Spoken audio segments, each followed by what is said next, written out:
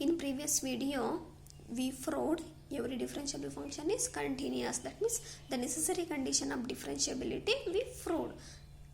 Next, what we have to prove here? The sufficient condition of differentiability does not exist. We have to prove. That means converse of this theorem is not true. We have to prove. Converse means every continuous function need not be differentiable. We have to prove. To prove the converse what? We have to take some example.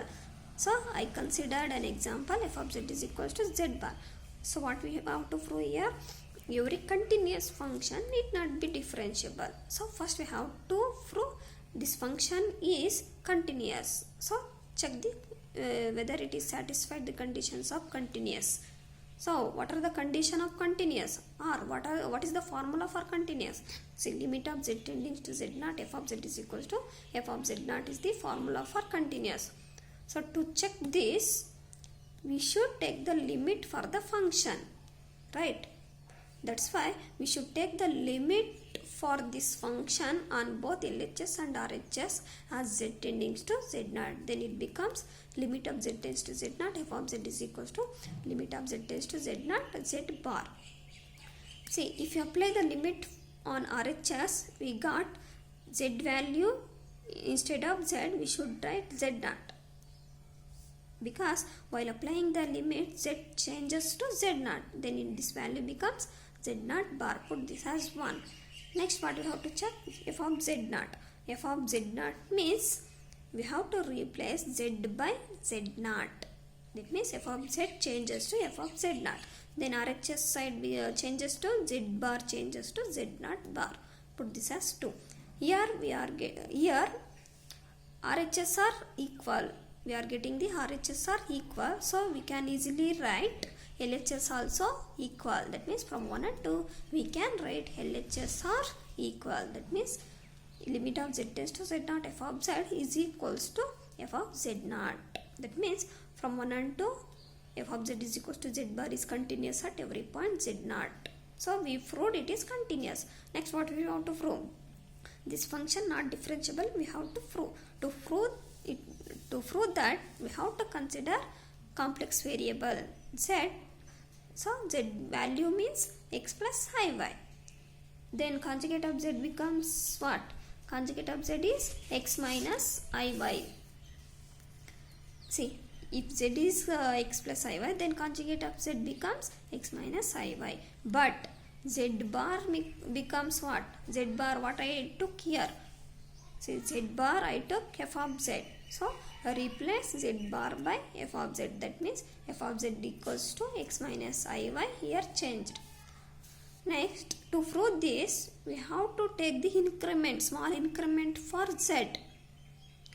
If you did the small increment for z, we have to take the increment for x and y also, because these are equal. So we have to take the small increment for z means f of z plus delta z, that equals to small increment for x and y means x plus delta x minus I into y plus delta y. This is the small increment for x.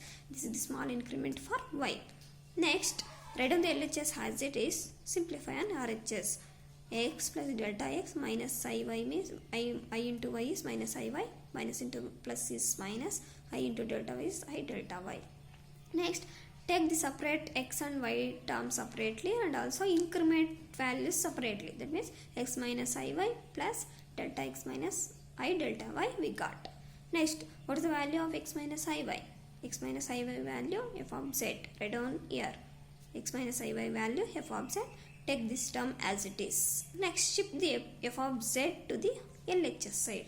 We got f of z plus delta z minus f of z, that equals to delta x minus I delta y. Next, divide delta z here. That is, see, for this function we have to divide the delta z.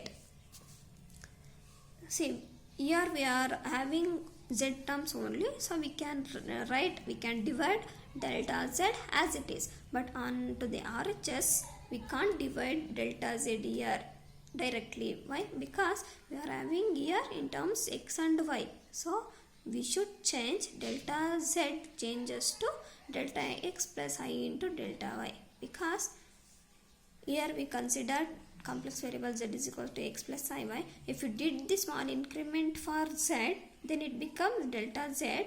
Then RHS becomes what? X changes to delta x and y changes to delta y. So here also we are having in terms of x and y. So we should change delta z as delta x plus I into delta y. Next, take the limit, because in differentiability the limit must exist. So taking the limit for both sides. Then here also we should consider delta z tending to 0 to the LHS as it is. But in RHS we should change delta z tends to 0 as delta x tends to 0 and delta y tends to 0, because in RHS side we are having the terms in terms of x and y. Next, if you considered delta x tends to 0 along the path x axis and along the path y axis, if you got the same values for along x axis and y axis, then we can say this function is differentiable. Otherwise it is not a differentiable. So check it out. That means you consider first along x axis, let delta z tends to 0 along x axis. Then along x axis means y is 0, along y axis is 0. Y means delta y small increment also 0. Then delta x tends to 0 we got. So apply this to the RHS side. That means RHS becomes limit of delta x tends to 0 only we got, because delta y tends to 0 is 0, because delta y is 0 here.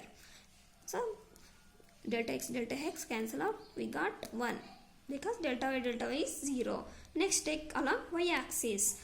Again let delta z tends to 0 along y axis. That is, along y axis means x is 0. X is 0 means small increment also 0. Then we got delta y tends to 0 only. So apply this to the RHS.